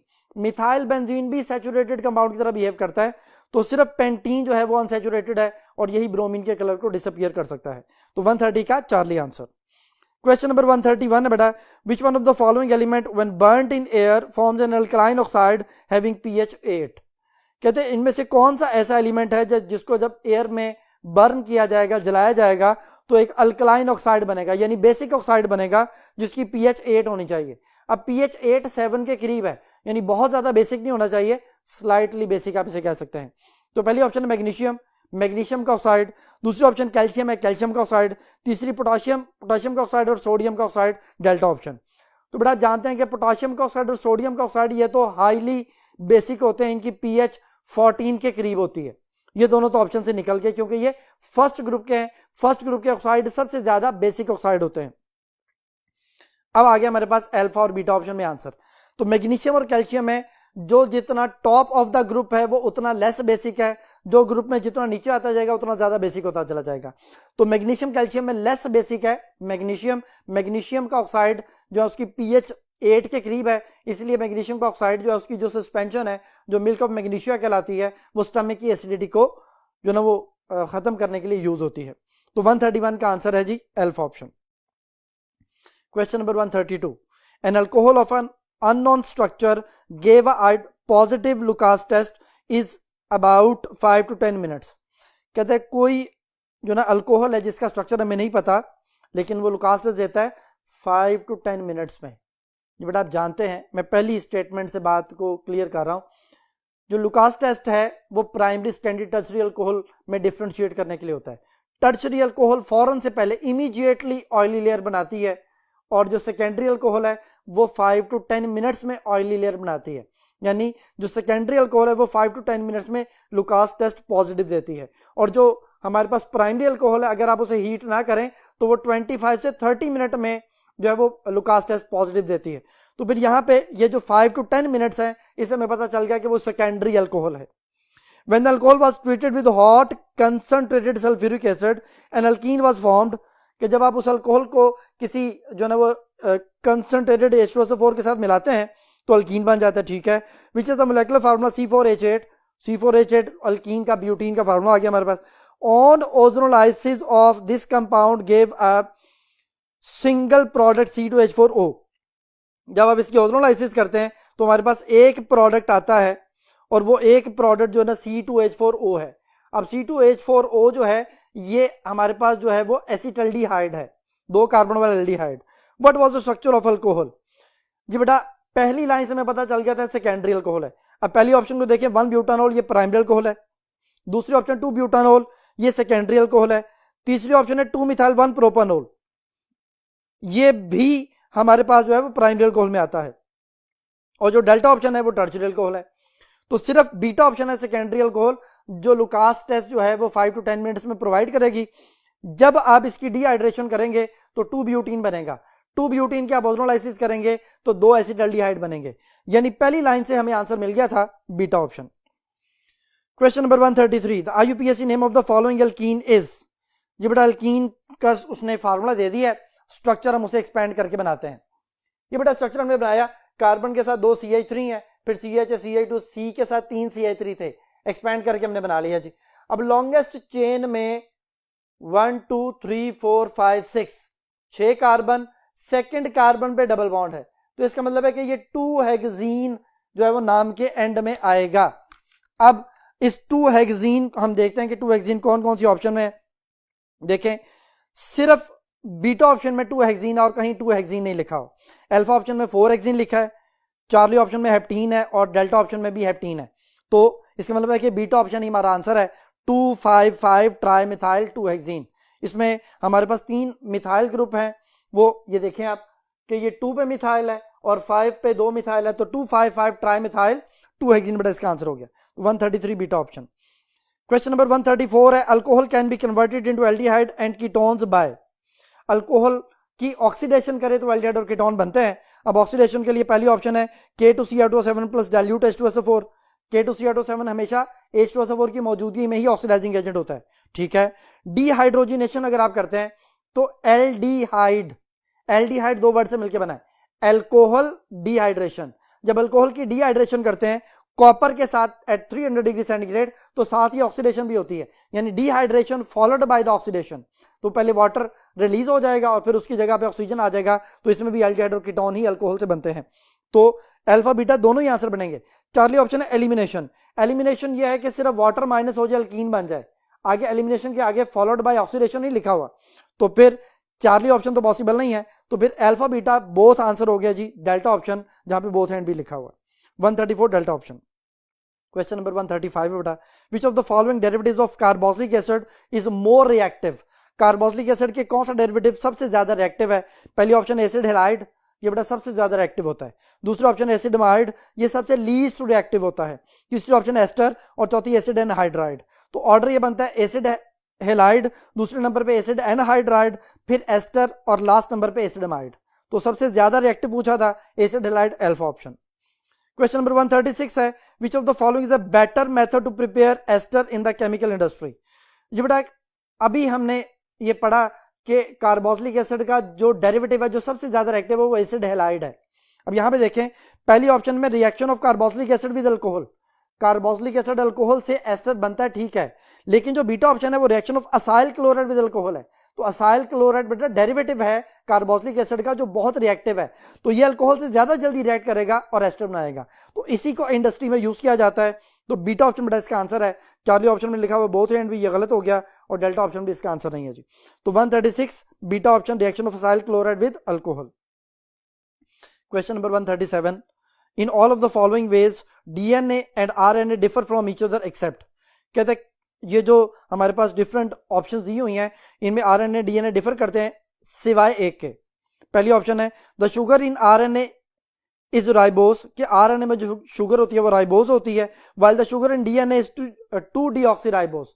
तो डीएनए में डीऑक्सीराइबोस होती है और आरएनए में सिर्फ राइबोस होती है। ठीक है जी, पहली ऑप्शन। दूसरी ऑप्शन है 4 different nitrogenous bases found in DNA are cytosine, thymine, adenine and guanine, while in RNA uracil is present instead of thymine. Beta option भी ठीक हो गई जी। चौथी ऑप्शन है DNA is always double stranded while RNA is single stranded structure. ये बात भी ठीक हो गई। डेल्टा ऑप्शन है like RNA DNA is also present in the nucleus and cytoplasm. बेटा डीएनए सिर्फ और सिर्फ न्यूक्लियस के अंदर होता है, साइटोप्लाज्म में नहीं होता, तो डेल्टा बात जो है वो डेल्टा ऑप्शन गलत हो गई। Question number 138, mark the correct statement. पहली ऑप्शन है base catalysed reaction increase the electrophilic character, गलत। Base catalysed reaction increase the nucleophilic character of nucleophile, पहली ऑप्शन गलत हो गई। दूसरा ऑप्शन है acid catalysed reaction increase the nucleophilic character, ये गलत हो गया। Acid catalysed reaction increase the electrophilic character of electrophile, तो दूसरी बात भी गलत हो गई। चौथी ऑप्शन है ketones are more reactive than aldehyde, ये भी गलत है। Ketones are less reactive than aldehyde, क्योंकि इनमें बल्कि ग्रुप से स्टेरिक इंटरेस्ट होती है, इलेक्ट्रॉनिक इफेक्ट होता है, कीटोन्स लेस रिएक्टिव होते हैं बेटा। और डेल्टा ऑप्शन है HCN react with carbonyl compound to form cyanohydrin, HCN और कार्बोनल कंपाउंड मिलकर सियानोहाइड्रेन बनाते हैं, ये बिल्कुल ठीक है। तो 138 में अल्फा बीटा चार्ली गलत है और डेल्टा ऑप्शन ठीक है जी, यही आंसर बेटा। Question number 139, a compound X was found to contain 72% carbon, 12% hydrogen and 16% oxygen, what is the empirical formula of the X। तो देखिए बेटा पहले सॉल्व करते हैं फिर ऑप्शंस को हम डिस्कस करेंगे। कार्बन है 72%, परसेंटेज को ग्राम्स कंसीडर किया जाता है। हाइड्रोजन 12% था, 12 ग्राम। ऑक्सीजन 16% था, 16 ग्राम। अब ये हमने पहले ही उनको रेशियो की शक्ल में लिख लिया है, अब इनके मोल्स बनाने हैं। मोल्स बनाने के लिए इसको 12 पे डिवाइड किया, इसको 1 पे डिवाइड किया, इसको 16 पे डिवाइड किया, तो इसके मोल्स हमारे पास आ गए हैं 6 मोल, इसके मोल्स हमारे पास आ चुके हैं 12 मोल और इसके मोल्स आ चुके हैं 1। तो यही बेटा इसका इंपिरिकल फार्मूला बन गया C6H12 और O1। तो ये कार्बन 6 है, हाइड्रोजन 12 है और एक ऑक्सीजन है। तो अब देखते हैं ये किस ऑप्शन से मैच करता है। पहली ऑप्शन है C2H4O, गलत। दूसरी ऑप्शन है C3H6O, ये भी गलत। तीसरी ऑप्शन है C6H12O, ये बेटा इसका आंसर है, ये आंसर हो गया। और डेल्टा ऑप्शन है C6H12O2, ये भी गलत हो गया। तो 139 चार्ली ऑप्शन। लास्ट क्वेश्चन है question number 140, identification test for the functional group of organic compound are associated with specific observation. कहता है आइडेंटिफिकेशन टेस्ट होते हैं ऑर्गेनिक कंपाउंड के जिसमें हम उसकी स्पेसिफाई जो ना करते हैं उनकी ऑब्जर्वेशन की बेस पे। Tolerance reagent is ammoniacal silver nitrate solution. Tolerance reagent का दूसरा नाम क्या है? अमोनिकल सिल्वर नाइट्रेट, यानी NH4OH और AgNO3, which is use for the identification of the functional group X, जो कि किसी फंक्शनल ग्रुप को आइडेंटिफाई करता है। किसको आइडेंटिफाई करता है? एल्डिहाइड को। With an observation O identify X and O। ये बेटा आप जानते हैं एल्डिहाइड टॉलरेंस रिएजेंट के साथ मिलके सिल्वर मिरर बनाते हैं। तो पहली ऑप्शन है जी X ketone, tolerance reagent ketone से रिएक्शन नहीं करता। दूसरे ऑप्शन में भी X कीटोन लिखा है, तो अल्फा बीटा दोनों आंसर नहीं है। चार्ली ऑप्शन में लिखा है जी X एल्डिहाइड, ठीक है, ये आंसर हो गया। और आगे लिखा हुआ है कि सिल्वर मिरर उसकी ऑब्जर्वेशन आती है, बिल्कुल ठीक है। डेल्टा ऑप्शन में भी X एल्डिहाइड लिखा है, लेकिन आगे ऑब्जर्वेशन में रेड प्रेस पे लिखे हुए, ये गलत हो गया। तो चार्ली ऑप्शन बेटा इसका आंसर बना अमोनिकल सिल्वर नाइट्रेट में सिल्वर मिरर बनता है। तो 140 चार्ली आंसर। ये था बेटा आज का टेस्ट। उम्मीद है कि आपको ये सारी बातें समझ आ गई होंगी। नेक्स्ट टेस्ट तक के लिए अल्लाह हाफिज।